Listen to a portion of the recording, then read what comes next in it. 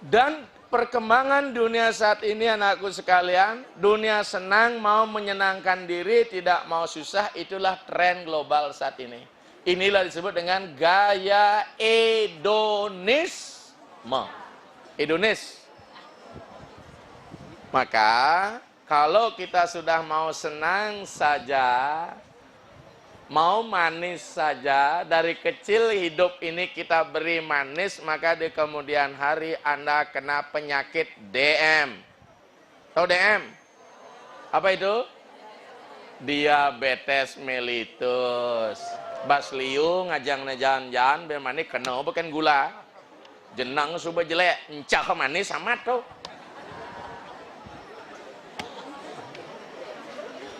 Makanya perlu tantangan pada zaman dulu anakku. Ketika sekolah, mohon maaf saya tidak mau mengajak Anda pada masa lalu saya. SD di kelas sekolah sambil medagang es. Ya, Kak Satpam itu yang kemarin dan Karin diberikan kambing kita untuk pelihara. Bang tanah tebeh orang nanam timun dengan kesela gitu loh. 3 bulan baru dia datang karena rumah banyak soalnya. Engken mau buah timunnya gitu Pak. Tiap hari sebelum sekolah. Jani nini oren keto ngurus iban kan saya malu deh. Dundun semangat cara celeng bedak apa sautnya. Bangun yang gitu ya.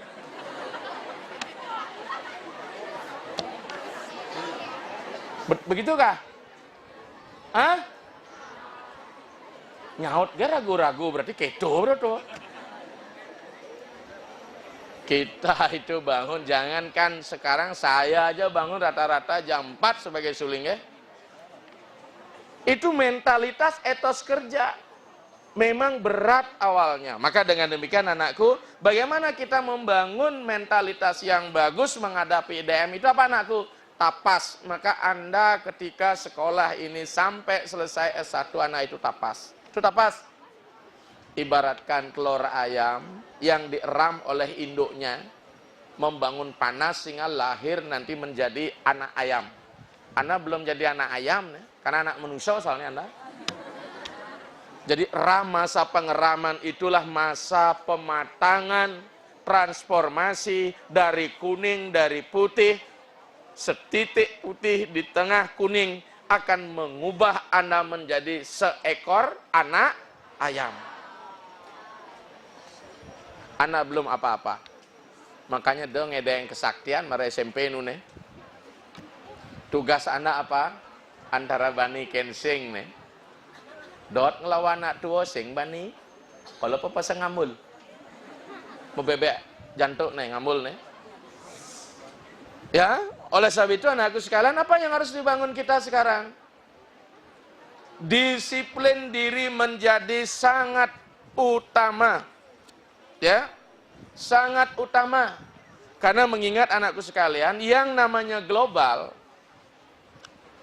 apalagi kita menghadapi MEA sebentar ini, masyarakat ekonomi ASEAN,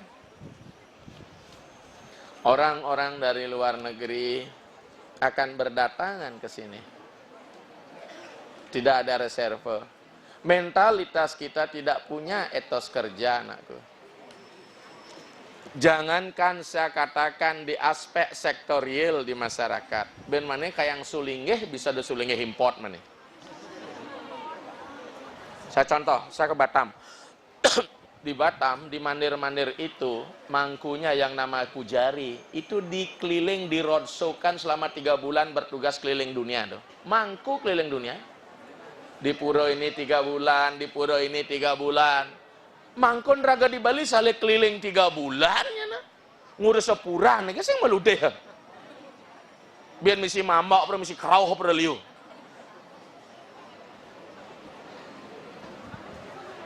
Jadi wawasannya global. Ya, wawasannya global. Tapi actionnya lokal. Act locally, think globally. Artinya apa? Anda boleh berwawasan global mengisi pasar global nanti, tapi wawasan ini modal kita locally. Kengken bahan mungkin orang Bali tidak kehilangan kebaliannya, tapi ikut berkontribusi di wilayah global. maka Bali akan dikenal. Bukan kita ikut-ikutan. Walaupun di dalam sistem budaya tidak pernah ada budaya itu mandek atau stagnan. Contoh saya katakan, mana budaya yang telah rusak sekarang karena pariwisata? Hawaii. Ya, Hawaii. Makanya makin kengken di Bali itu, hadirnya global itu tidak rusak. Tapi kadang-kadang antara sistem budaya, teknologi, globalisasi dibenturkan.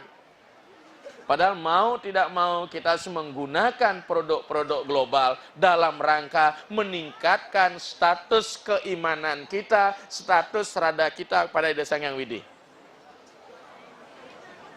Penting nih. Apa?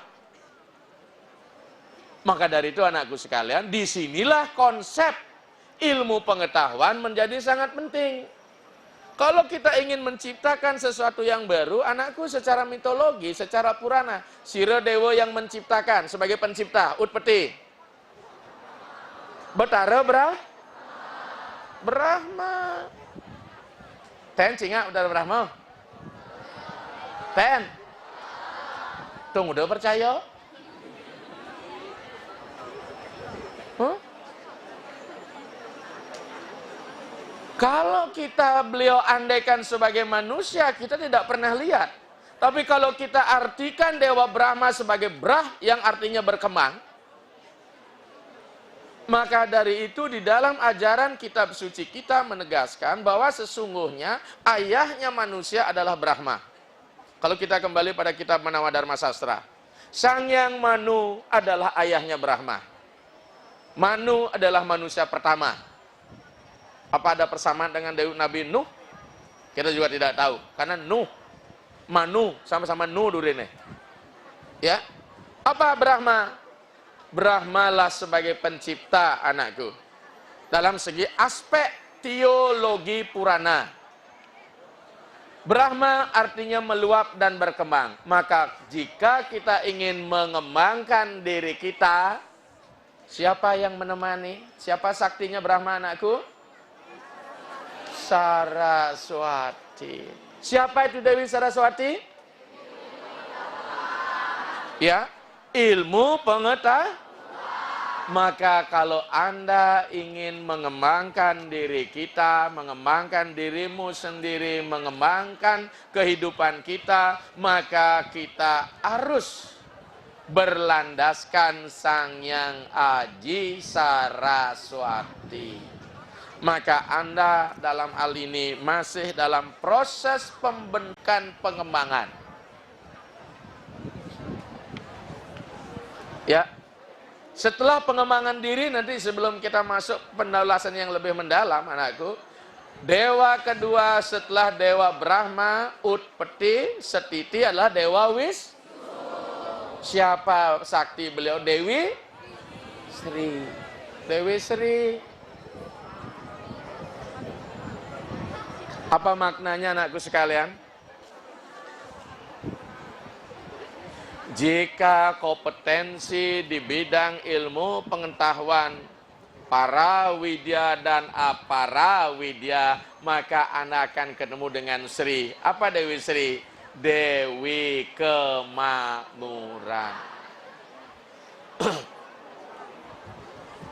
Jangan Anda mau makmur sebelum Anda mengisi diri Anda dengan Saraswati.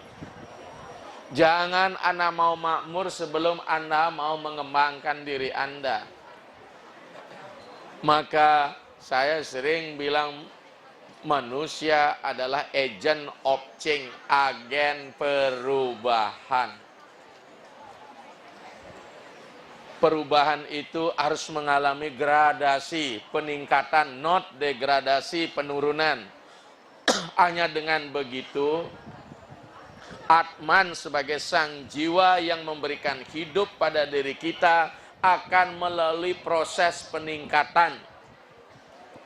Ya, maka tidak heran orang di Bali ketika orang-orang telah memiliki kompetensi untuk mampu meningkatkan derajat status dirinya dan derajat orang lain, dia disebut sebagai surya, dia sebut sebagai Brahmana, dia sebut sebagai Siwa, dia sebut sebagai Dewa, dia disebut dengan Betara. Makanya secara tradisional, nama-nama orang Bali itu banyak bernama Dewa. Itu biasanya keturunan raja itu. Tapi bukan hanya sekedar nama, mesti harus mampu mengangkat derajat personal pribadinya, juga mengangkat derajat orang lain. Bukan hanya wawasan feodal, bahwa saya lebih tinggi dari yang lain. Tidak. Ya. Maka oleh sebab itu, anakku sekalian, disinilah Sang Hyang Haji Saraswati berperanan. Makanya Sang Hyang Saraswati itu sangat cantik. Di dalam pengarcaan. Ilmu itu cantik, anakku, seperti omongan saya tadi. Lamun sumber raga ngelah ilmu pengetahuan, tapi jelek, gobane ben bedek, nilai tawarnya akan tinggi. Gobane jegek, kalau ilmu yang ada, tan pendah cari bunga pucuk bang, katik ne kenyir, tapi tidak berbau. Misi jegek, misi ilmu pengetahuannya bagus, sing metanya, raga kalalia, gitu cuma nyebelelengin karena ya mebo. Ya, untuk bisa seperti itu, anakku sekalian apa? Jangan sampai berpikir, bercita-cita, besok saya harus jadi PNS gitu. Kan kita jadi liunan di PNS. Padahal PNS nanten, sing sugih. Makanya PNS itu korpri, kors pegawai prihatin. Bahasa kerennya pegawai itu employer. Selama Anda jadi employer, Anda tidak jadi investor. Anda akan hanya begitu-begitu saja.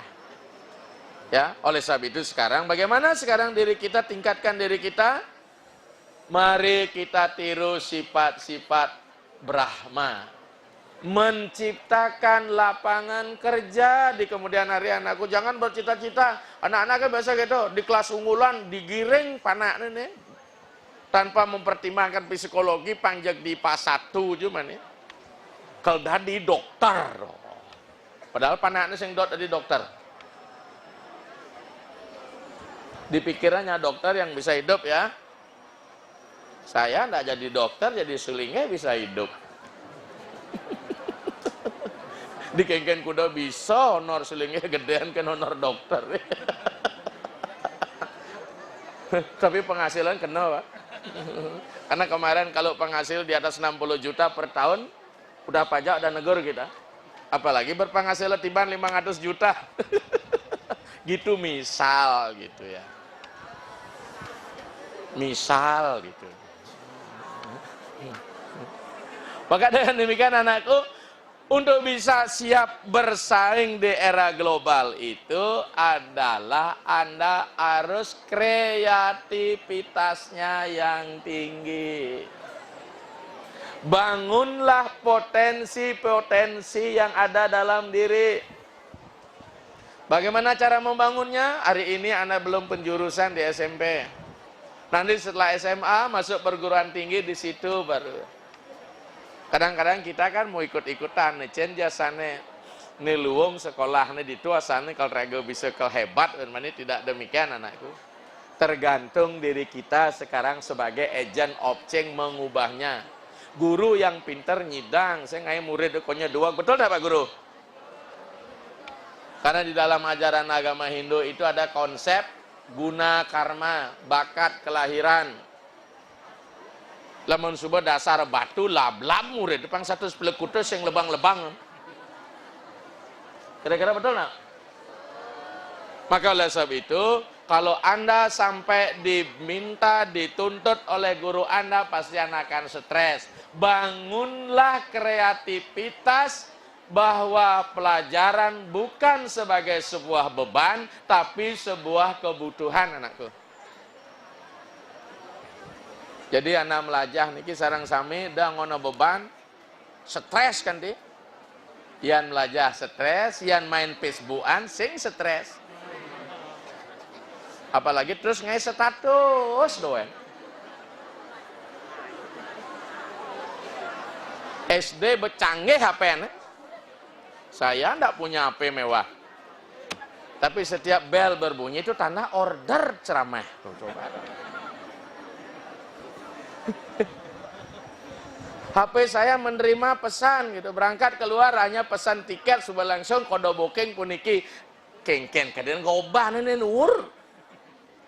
Kirim nomor tiket lewat HP ya, karena sing kana ban nguluk-nguluk nyaraga berangkat mulai tiket kan itu sing tersedenyen.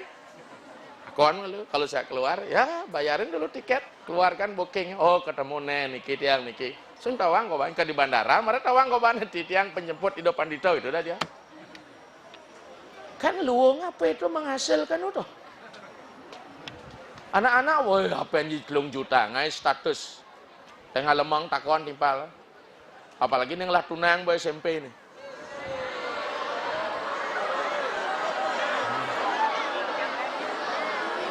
Oh timpal, nih betul Itu namanya tidak bertanggung jawab tuh.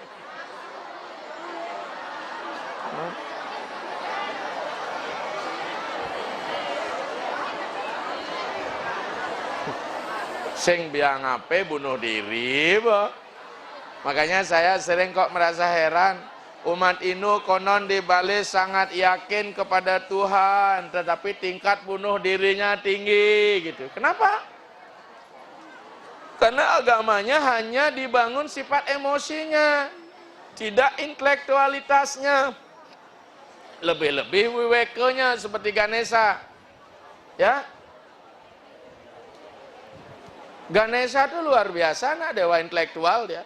Bukan hanya pintar, orang pintar bisa menjadi fotokopi buku, fotokopi materi, tapi intelektual yang tinggi, wiwekanya tinggi, dia bisa mengolah ilmu itu untuk tampil memiliki nilai lebih.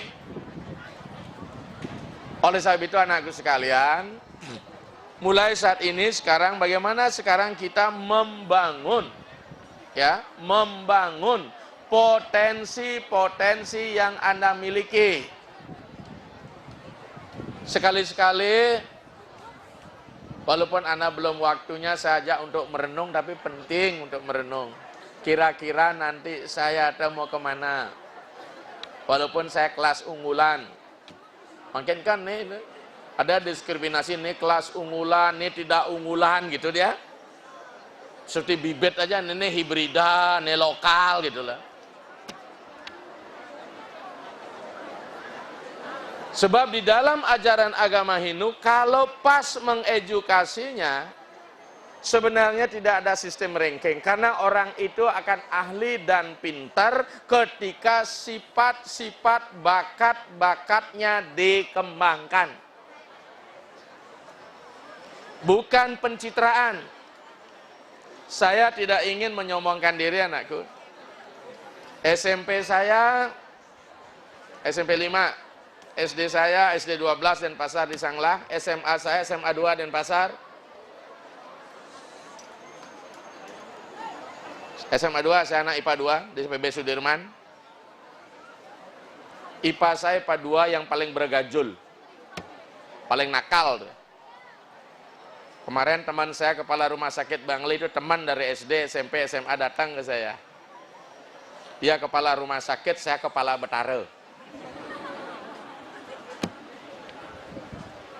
Ya, tapi saya merasa diri saya tertekan di ilmu lain, lebih baik saya ke agama. Saya menemukan diri saya. To be myself, not the other.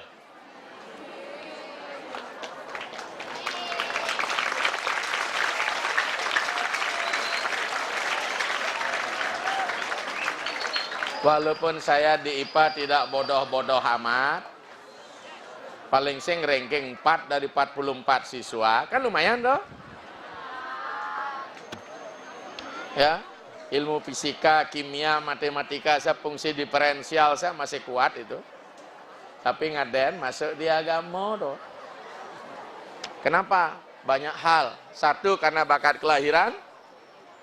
Ya, sampai teman-teman bilang, nah malun beci masuk itu penggal ci masuk swargan gitu aja timbal. Tapi enggak apa-apa. Ya. Maka dengan demikian disinilah nak bangun kompetensi kita. Nah sekarang kita mulai memadukan antara intelektualitas, rasionalitas, dan religiositas. Inilah agama masa depan yang harus disampaikan untuk mengubah manusia. Karena secara tradisional agama sering sebagai momok menghambat jalannya kemajuan.